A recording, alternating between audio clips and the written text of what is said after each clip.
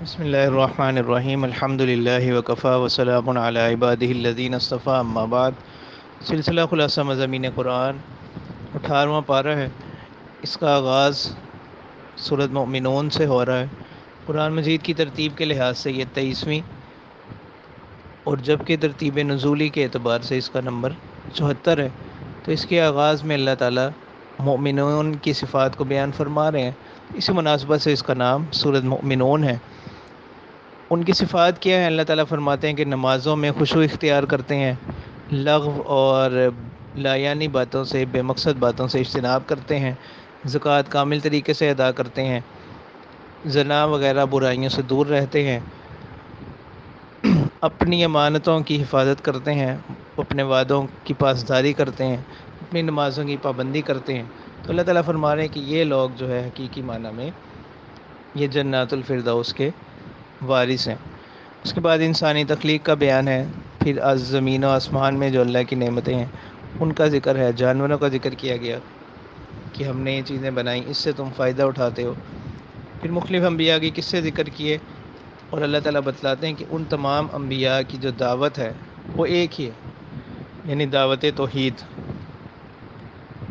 پھر ان لوگوں کی صفات بیان کر رہے ہیں کہ جو اللہ کے نزدیک کامیاب لوگ ہیں۔ ان کی صفت کیا ہے کہ وہ اپنے رب کے عذاب سے ڈرتے ہیں، اپنے رب کی آیات پر ایمان رکھتے ہیں، اللہ کے ساتھ کسی کو شریک نہیں ٹھہراتے، اور جب وہ کوئی نیکی یا خیر کا کام کرتے ہیں تو بھی ان کے دل ڈرے رہتے ہیں کہ پتہ نہیں اللہ کے ہاں قبول ہوں گے یا نہیں ہوں گے۔ اس کے برعکس جو لوگ ہیں، اللہ تعالیٰ فرماتے ہیں جو منکرین ہیں ان کے اعمال اس کے برعکس ہیں۔ اس طرح اللہ تعالیٰ فرماتے ہیں کہ ہم نے انسان کو صلاحیتیں بخشی، تو بہت کم لوگ ہیں جو ان صلاحیتوں کی، یعنی سماعت کی، بصارت کی، دل کی قدر کرتے ہیں، یعنی ان کو صحیح جگہ پر استعمال کرتے ہیں۔ پھر وہ لوگ جو مشرکین ہیں، اللہ تعالیٰ فرماتے ہیں کہ ان سے اگر آپ پوچھیں کہ زمین اور جو کچھ اس میں ہے کس کا ہے، اسی طرح اگر آپ ان سے یہ پوچھیں کہ ساتوں آسمان اور عرش عظیم کا مالک کون ہے، اسی طرح اگر آپ ان سے پوچھیں کہ ہر چیز کس کے قبضے میں ہے، تو یہ کہیں گے اللہ، اس بات کا اقرار کریں گے۔ لیکن جب یہ حق کا پیغام ان کے پاس آیا تو یہ اس کو جھٹلانے لگے اور انہوں نے اللہ کے ساتھ اور معبود بنا لیے۔ تو اللہ تعالیٰ فرماتے ہیں کہ اللہ تعالیٰ کی ذات بلند و برتر ہے اس چیز سے جو یہ بیان کر رہے ہیں۔ پھر حشر سے متعلق اللہ تعالیٰ فرماتے ہیں کہ اس روز جس کا نامہ اعمال وزنی ہوگا وہ تو لوگ کامیاب ہوں گے، جس کے اعمال ہلکے ہوئے تو وہ لوگ اس روز نقصان اٹھانے والے ہوں گے اور وہ جہنم میں ہمیشہ رہیں گے۔ اور اللہ تعالیٰ فرماتے ہیں کہ ان کے جہنم میں جانے کی جہاں اور بہت سی وجوہات ہیں، ایک وجہ یہی ہے کہ وہ اہل ایمان کا دنیا میں مذاق اڑایا کرتے تھے۔ تو اس سے معلوم ہوا کہ جو لوگ پرہیزگار ہوں، متقین ہوں، عاجزی اختیار کرنے والے ہوں، ان کا مذاق اڑانا یہ کس قدر نقصان کا باعث ہے، کسی بھی مسلمان کا مذاق اڑانا، تو اس سے اجتناب کرنا چاہیے۔ اب اللہ تعالیٰ فرماتے ہیں کہ جب ہم ان سے پوچھیں گے کہ تم زمین میں کتنے عرصہ ٹھہرے ہو بتاؤ ذرا، تو کہیں گے ہم تو ایک دن یا دن کا کچھ حصہ ٹھہرے ہیں۔ اور آخر میں اللہ تعالیٰ بتلاتے ہیں کہ اللہ تعالیٰ کی ذات بلند و برتر ہے، جو بھی اللہ کے ساتھ شریک ٹھہرائے گا ایسے لوگ فلاح نہیں پائیں گے۔ اور آخر میں ایک دعا کا ذکر ہے، رب اغفر وارحم وانت خیر الراحمین، کہ اے پیغمبر آپ یہ دعا کیجئے کہ اے پروردگار کہ ہماری مغفرت فرما، ہم پر رحم فرما، اور آپ بہترین رحم فرمانے والے ہیں۔ سورۃ نور دوسری صورت اس پارے کی قرآن مجید کی ترتیب کے لحاظ سے 24واں نمبر ہے اس کا، اور نزول کے اعتبار سے 102۔ یہ مدنی صورت ہے، اس میں 64 آیات اور 9 رکوع ہیں۔ اس میں لفظ نور آتا ہے اس کی ایک آیت میں، اسی مناسبت سے اس کا نام سورۃ نور ہے۔ اس صورت کے اندر اللہ تعالیٰ نے اجتماعی اور معاشرتی زندگی کے احکام بیان کیے ہیں کہ اگر ان احکامات کو اپنایا جائے تو ایک معاشرہ کس طرح مثالی معاشرہ بن سکتا ہے؟ پہلا حکم جو ہے وہ عفت و عصمت سے متعلق ہے کہ اللہ تعالیٰ فرماتے ہیں کہ وہ مرد اور عورت جو زنا کا ارتکاب کر رہے ہیں تو ان کو اگر وہ شادی شدہ نہ ہوں تو 100 کوڑے لگائے جائیں، اور اگر وہ شادی شدہ ہوں تو ان کی سزا رجم ہے، جیسا کہ حدیث متواترہ میں بیان کیا گیا۔ پھر ایک اہم اصول اللہ تعالیٰ فرماتے ہیں کہ اللہ کے دین کو قائم کرنے میں کسی نرمی کو اختیار نہ کرو، اور اسی طرح اللہ تعالیٰ فرماتے ہیں کہ یہ جو سزا ہے یہ بڑے مجمع عام میں ہونی چاہیے، یعنی اس کی شہرت ہو تاکہ باقی لوگوں کے لیے بھی اس میں عبرت ہو۔ دوسرا ایک حکم بھی ہے اور ایک عمومی رویہ ہے کہ اللہ تعالیٰ فرماتے ہیں کہ جس انسان کی طبیعت میں پاکیزگی ہوگی تو وہ نکاح کے لیے اپنے شریک حیات بھی پاکیزہ چاہے گا، اور جس کی طبیعت میں نجاست ہوگی، برائی ہوگی، تو وہ شریک حیات بھی ایسے ہی تلاش کرے گا۔ تیسرا حکم اللہ تعالیٰ تہمت سے متعلق بیان فرماتے ہیں کہ وہ لوگ جو پاک دامن عورتوں پر تہمت لگا دیں اس کی سزا یہ ہے کہ اس کو 80 کوڑے لگائے جائیں گے۔ چوتھا حکم لعان کا ہے جو میاں بیوی کے ساتھ خاص ہے کہ اگر کوئی شوہر اپنی بیوی پر تہمت لگائے اور اس کے پاس گواہ نہ ہو تو ان کا طریقہ کیا ہوگا کہ وہ کچھ قسمیں کھائیں گے اور ایک دوسرے پر ملامت کریں گے۔ پانچواں حکم وہ بھی تہمت سے متعلق ہی ہے، اور وہ ایک قصہ اللہ تعالیٰ نے بیان کیا، قصہ افک کے نام سے وہ معروف ہے۔ افک کے لفظی معنی تہمت اور بہتان کے ہیں۔ تو جب بعض منافقین نے سیدہ عائشہ رضی اللہ تعالیٰ عنہ، حضرت ابوبکر صدیق رضی اللہ تعالیٰ عنہ کی صاحبزادی اور امہات المؤمنین میں سے ہیں، رسول اکرم صلی اللہ علیہ وسلم کی زوجہ مطہرہ، مسلمانوں کی ماں، ان پر تہمت لگائی تو اللہ تعالیٰ نے ان کی پاک دامنی سے متعلق قرآن مجید کی آیات نازل فرمائی۔ تو اب یہ قیامت تک کے لیے اللہ کی طرف سے ایک اعلان ہو گیا، قیامت تک جب تک قرآن مجید پڑھایا جاتا رہے گا تب تک یہ آیات بھی پڑھی جاتی رہیں گی جن میں حضرت عائشہ رضی اللہ تعالیٰ عنہ کی عصمت کو بیان کیا۔ اس میں اللہ تعالیٰ نے اس فعل کی، یعنی کسی پر تہمت لگانے کی مذمت کو بیان کیا، اور اللہ تعالیٰ اہل ایمان سے فرما رہے ہیں کہ اس وقت ان کا رویہ کیا ہونا چاہیے تھا۔ اور ایک اہم اصول اللہ تعالیٰ فرماتے ہیں کہ وہ لوگ جو مسلمانوں میں برائی کو پھیلانا چاہتے ہیں تو ان کے لیے دنیا میں بھی اور آخرت میں بھی دردناک عذاب ہوگا۔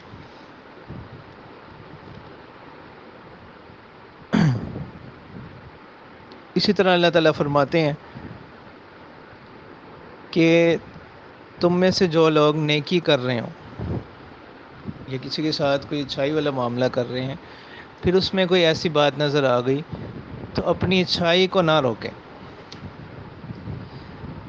اور اللہ تعالیٰ آخر میں فرماتے ہیں کہ وہ لوگ جو پاک دامن عورتوں پر تہمتیں لگاتے ہیں تو ایسے لوگوں پر دنیا میں بھی لعنت ہے اور آخرت میں بھی لعنت فرمائی گئی ہے، اور اس روز اللہ تعالیٰ ان کے اعمال پورے جو ان کی بدعمالی ہیں ان کا بدلہ ان کو عطا کر دیں گے۔ تو اللہ تعالیٰ فرماتے ہیں کہ جن ہستیوں کے بارے میں یہ باتیں کی گئیں، اولئک مبرؤون مما یقولون، وہ ان سے بری ہیں جو یہ باتیں کر رہے ہیں، ان کے لیے تو مغفرت اور عزت کی روزی ہے۔ چھٹا حکم وہ معاشرت سے متعلق ایک اہم حکم ہے، گھروں سے متعلق۔ تو گھر، مکانات 4 طرح کے ہیں۔ ایک مکان تو وہ ہے کہ جس میں انسان کو پتہ ہے کہ وہ خود ہی رہتا ہے، اس کے علاوہ کوئی نہیں رہتا، اور ایک قسم مکانات کی وہ ہے کہ جس میں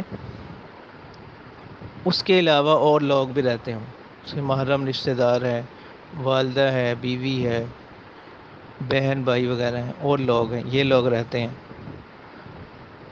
اور ایک گھر کی قسم وہ ہے کہ جس میں کوئی رہائش، کسی کی رہائش نہ ہو، بلکہ وہاں پر کوئی اجازت عامہ ہوں، جیسے سرائے وغیرہ راستوں میں بنے ہوتے ہیں، اور ایک گھر کی قسم وہ ہے کہ جو کسی اجنبی کا گھر ہو، کسی دوسرے شخص کا گھر ہے۔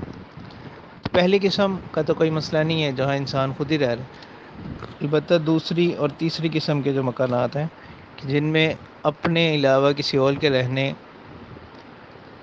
کوئی اور رہتا بھی ہو، اور ایک گھر وہ ہے جس میں کسی کے رہنے یا نہ رہنے کا دونوں احتمال ہو، کہ شاید اس گھر میں کوئی رہتا ہے، شاید نہیں رہتا، تو ان دونوں گھروں سے متعلق اللہ تعالیٰ فرماتے ہیں کہ وہاں پر داخل ہونے سے پہلے اجازت لے لو۔ اور اجازت کا طریقہ کیا ہے کہ پہلے سلام کرو، پھر اجازت لے لو، یا کسی بھی طریقے سے جو اہل خانہ ان کو مانوس کرو، تاکہ ان کو اطلاع ہو جائے کہ فلاں شخص آیا۔ پھر اس میں ایک اہم اصول اللہ تعالیٰ بیان فرماتے ہیں کہ اگر کوئی اہل خانہ کسی سے کہہ دے کہ اس وقت ملاقات نہیں ہو سکتی، تو اسے چاہیے کہ وہ لوٹ آئے اور اس چیز کو محسوس نہ کرے۔ ایک طرف تو یہ تعلیم ہے، جبکہ دوسری طرف اللہ تعالیٰ نے جو صاحب البیت ہے، گھر والے ہیں، ان کو بھی احادیث میں تعلیم دی گئی کہ آنے والے کا بھی حق ہے، اس کا بھی خیال رکھا جائے۔ البتہ وہ مکانات اللہ تعالیٰ فرماتے ہیں کہ جو ملکیت عامہ ہوتے ہیں، یعنی تمام لوگوں کا وہاں آنا جانا ہے، جیسے مسافر خانے وغیرہ یا راستوں میں ٹھہرنے کی جگہ بنی ہوتی، ان میں اجازت نہیں لی جائے گی۔ اسی طرح اللہ تعالیٰ ایک حکم، ساتواں حکم بیان فرماتے ہیں، وہ نظروں کی حفاظت سے متعلق ہے۔ اور یہ حکم جس طرح عورتوں کے لیے ضروری ہے، اسی طرح مردوں کے لیے بھی ضروری ہے کہ وہ اپنی نظروں کی اور شرمگاہوں کی حفاظت کریں۔ اسی طرح یہ حکم عورتوں کو بھی دیا گیا، اور اپنے ایسی زینت کا اظہار نہ کریں کہ جس سے کوئی لوگ فتنہ مبتلا ہو سکتے ہوں، اس سے اللہ تعالیٰ نے منع فرمایا۔ آٹھواں حکم نکاح سے متعلق ہے۔ اللہ تعالیٰ فرماتے ہیں کہ معاشرے میں وہ لوگ جو نکاح کی قدرت یا صلاحیت رکھتے ہوں، ان کا نکاح کروا دو۔ اور عام طور پر لوگ پریشان ہوتے ہیں کہ وسائل نہیں ہیں، اسباب نہیں ہیں، تو اللہ تعالیٰ فرما رہے ہیں، اور یہ سچا کلام ہے اللہ تعالیٰ کا، اگر کوئی ایمان کے ساتھ اس کو پڑھے اور اس پر یقین رکھے۔ اللہ تعالیٰ فرماتے ہیں کہ اگر وہ تنگ دست بھی ہوں گے تو اللہ تعالیٰ ان کو اپنے فضل سے وسعت عطا فرما دیں گے۔ اسی طرح اللہ تعالیٰ فرماتے ہیں کہ وہ لوگ جو تمہارے زیر ملکیت ہیں، ملازمین وغیرہ، ان سے گناہ نہ کرواؤ، یعنی ان کے ذریعے سے گناہ کروا کر اپنی کمائی کا ذریعہ نہ بناؤ۔ اس سے پہلے اپنی لونڈیاں وغیرہ کو لوگ بدکاری وغیرہ کے لیے استعمال کرتے تھے اور اس سے اجرت حاصل کرتے، اس سے منع کیا گیا۔ اللہ تعالیٰ فرما رہے ہیں کہ ایسا کرنا درست نہیں۔ اس کے بعد پھر اللہ تعالیٰ ذکر فرما رہے ہیں کہ نور، اللہ کی جو ذات ہے وہ نور ہے آسمان و زمین کا، اور اللہ کے نور کی مثال جیسا کہ کوئی چراغ ہو اور وہ ایک تاقچے میں رکھا ہوا ہو۔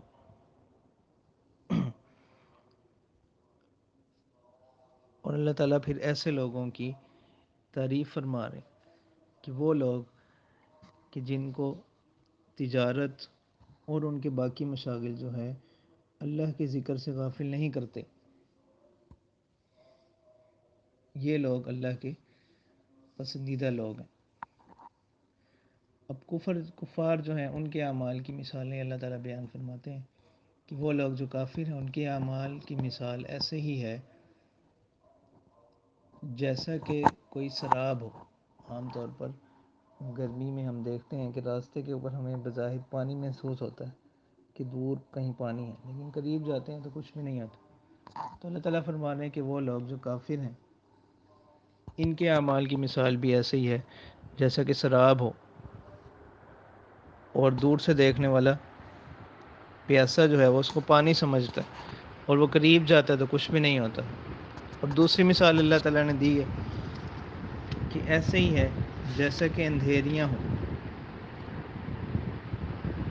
تہ بر تہ موجیں ہوں، سمندر کی لہریں ہوں، ایک کے اوپر دوسری تہ، ایک کے اوپر دوسری تہ. یہ دو مثالیں اللہ تعالیٰ نے دی ان لوگوں کے اعمال کی جو کافر ہیں. تو اللہ تعالیٰ فرماتے ہیں کہ جس کے لیے اللہ نور نہ بنائے اس کے لیے کوئی نور نہیں ہے. اس طرح اللہ تعالیٰ فرماتے ہیں کہ آسمانوں میں بھی اور زمین میں بھی اور پرندے پر پھیلائے، یہ تمام مخلوقات جتنی بھی ہیں یہ اللہ کی تسبیح اور پاکی بیان کرتی ہیں، اور ہر ایک اپنی تسبیح کو، اپنی عبادت کو جانتا ہے. جیسے سورہ بنی اسرائیل میں ذکر کیا گیا کہ ہر مخلوق کی اپنی تسبیح ہے اگرچہ وہ ہماری سمجھ میں نہ آئے. پھر اللہ تعالیٰ نے اپنی قدرت کے مظاہر بیان کیے کہ کس طرح اللہ تعالیٰ بادلوں کے ذریعے سے بارش فرماتے ہیں.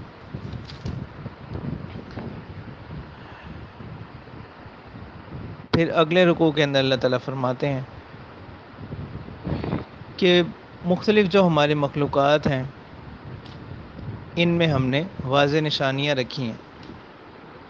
اللہ تعالیٰ ہدایت دیتے ہیں جس کو چاہتے ہیں صراط مستقیم کی طرف. اور کچھ لوگ جو بظاہر اللہ تعالیٰ فرماتے ہیں زبان سے تو یہ دعویٰ کرتے ہیں کہ وہ اللہ پر اور اس کے رسول پر ایمان لائے اور انہوں نے اطاعت کی، پھر وہ پھر جاتے ہیں، تو ایسے لوگ مومنین نہیں ہیں. تو اللہ تعالیٰ فرماتے ہیں کہ اس کے برعکس جو مومنین ہیں، جو صحیح معنی میں اہل ایمان لوگ ہیں، ان کا قول یہ ہوتا ہے کہ جب ان کو اللہ اور اس کے رسول کی طرف بلایا جاتا ہے تو وہ کہتے ہیں سمیعنا و اطعنا، ہم نے سن لیا اور اطاعت کی، یعنی اس اطاعت کے بعد کوئی نافرمانی نہیں ہوتی. تو ایسے ہی لوگ اللہ تعالیٰ فرما رہے ہیں کہ کامیاب لوگ ہیں. کون لوگ؟ جن کی پہلی صفت یہ ہے کہ وہ اللہ کی اطاعت کرتے ہیں، اس کے رسول کی اطاعت کرتے ہیں، وَيَخْشَ اللَّهَ، اور اللہ سے خشیت رکھتے ہیں، خوف اللہ کا ہے، وَيَتَّقْهِ، اور تقوی اختیار کرتے ہیں. تو ایسے ہی لوگ اللہ تعالیٰ فرماتے ہیں کامیاب لوگ ہیں. اور یہ رسول کی مکمل اطاعت کا اقرار کرتے ہیں، عہد کرتے ہیں. اس طرح اللہ تعالیٰ ایک وعدہ ذکر فرما رہے ہیں کہ اللہ تعالیٰ فرماتے ہیں کہ اگر اہل ایمان صحیح معنی میں اہل ایمان ہو تو اللہ تعالیٰ ان کو زمین میں خلافت عطا کریں گے جیسا کہ ان سے پہلے لوگوں کو اللہ نے خلافت عطا کی، لیکن شرط یہ ہے کہ وہ صحیح معنی میں اہل ایمان ہوں اور ان کے اعمال بھی اچھے ہوں. تو اللہ تعالیٰ فرما رہے ہیں کہ پھر ہم اس دین، اپنے دین کو بھی قدرت دیں گے، غلبہ دیں گے، اور ان کے خوف کو امن سے بدل دیں گے، لیکن شرط وہی ہے کہ یہ لوگ صحیح معنی میں اہل ایمان. پھر اجازت سے متعلق یہ احکام ہے کہ جو گھروں میں رہنے والے چھوٹے بچے ہیں، اللہ تعالیٰ فرماتے ہیں کہ جب وہ بھی بڑی عمر کو پہنچیں تو وہ بھی اسی طرح اجازت لیں گھروں میں آنے سے پہلے، جس طرح گھر میں باقی بڑی عمر کے افراد لیتے ہیں. اور 3 وقتوں میں وہ اس سے پہلے بھی اجازت لیں گے، خاص طور پر فجر کی نماز سے پہلے، دوپہر کے وقت اور عشاء کی نماز کے بعد.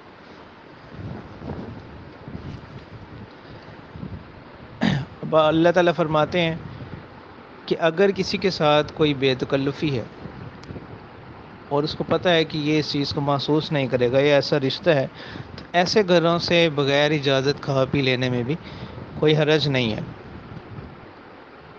ٹھیک ہے، جیسے اللہ تعالیٰ فرماتے ہیں کوئی اپنا گھر ہے یا اپنے والدین کا گھر ہے، ماؤں کے گھر ہیں، بہنوں کے، بھائیوں کے، چچا ہے، پھوپھی ہے، خالہ ہے، ماموں ہے، ان گھروں سے. اسی طرح دونوں صورتیں اللہ تعالیٰ فرماتے ہیں کہ چاہے کوئی اکٹھے کھائیں یا الگ الگ کھائیں، دونوں طرح اس میں کوئی حرج نہیں ہے.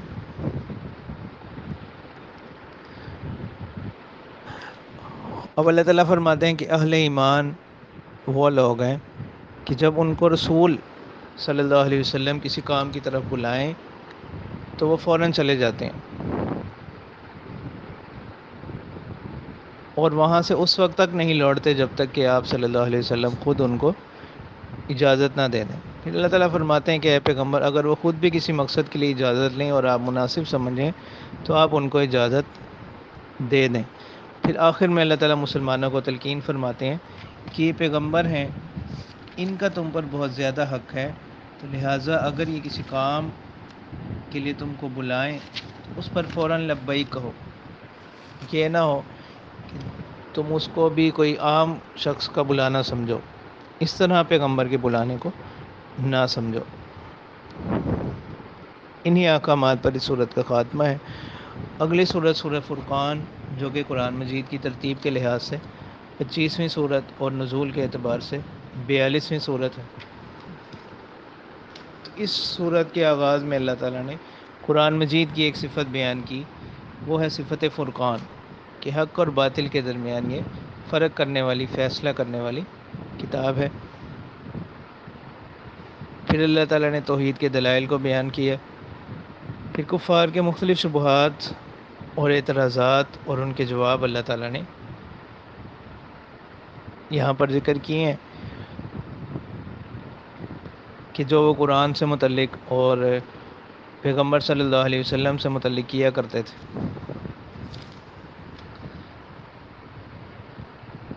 پھر اللہ تعالیٰ اہل ایمان کے لیے اپنے انعامات کا ذکر فرما رہے ہیں اور فرماتے ہیں کہ اس روز جو کافر ہیں، جو منکرین ہوں گے، ان کی جزا، ان کا بدلہ جہنم ہوگا، اور اس روز پھر یہ اس کے خوف سے موت کو پکاریں گے۔ تو اللہ تعالیٰ فرماتے ہیں کہ آج کے دن ایک موت کو پکارنا کافی نہیں ہے، بلکہ کئی موتوں کو پکارو۔ تو پھر اللہ تعالیٰ فرماتے ہیں ان لوگوں سے جو اہل ایمان ہیں، اے پیغمبر آپ کہہ دیجئے کیا یہ بدلہ بہتر ہے یا وہ باغات جو ہمیشہ رہنے والے ہیں، جس کا متقین سے وعدہ کیا گیا۔ تو یہ رسولوں سے متعلق جو مختلف اعتراضات کیا کرتے تھے کہ یہ رسول کھاتے پیتے کیوں ہیں، بازاروں میں کیوں جاتے ہیں، تو اللہ تعالیٰ آخر میں اس کا جواب دے رہے ہیں کہ آپ سے پہلے بھی ہم نے جتنے رسول بھیجے وہ کھانا بھی کھاتے تھے اور اپنی ضروریات کے لیے بازاروں میں بھی جاتے تھے۔ تو ان چیزوں کے ذریعے اللہ تعالیٰ فرماتے ہیں کہ ہم لوگوں کی آزمائش کرتے ہیں، اور اللہ تعالیٰ اپنے بندوں کے اعمال کو دیکھ رہے ہیں، ان کے اعمال سے باخبر ہیں۔ اسی چیز پر اس پارے کا اختتام کیا گیا۔ وآخر دعوانا ان الحمد للہ رب العالمین۔